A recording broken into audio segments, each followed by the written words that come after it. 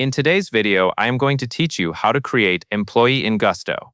Once you are signed in to your Gusto account, take a moment to look at the left sidebar. This is where you will find the main areas for managing your team. To begin the hiring process, click People and then select Hire and Onboarding. This section is designed to guide you through adding a new team member and collecting the information needed for payroll and compliance. On the Hire and Onboarding page, click Hire a New Person. This starts a new employee setup flow. You will be asked what type of person you are adding. Select Employee, and then click Next.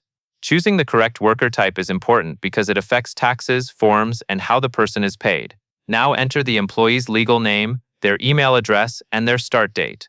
Use the legal name exactly as it appears on official documents, since it needs to match tax and payroll records. For the email, enter the address the employee will use to access their onboarding tasks. For the start date, choose the date they will officially begin work, because this can affect pay periods and required paperwork. Next, select the employee's work location and department. The work location is important for state and local tax rules, and it can also impact which policies apply. The department helps keep your employee list organized and can make reporting easier later, especially as your team grows. After that, set the pay rate by choosing either salary or hourly. Pick the option that matches how you intend to pay the employee. Then enter the correct rate and select the pay schedule. The pay schedule determines how often payroll runs for this person, so make sure it matches your company's normal payroll cadence. When everything looks correct, click Save and Continue.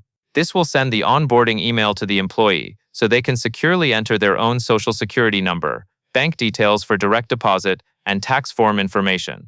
Letting the employee enter this themselves helps keep sensitive data private and reduces the chance of errors. That covers everything you need to know, and that is all there is to it.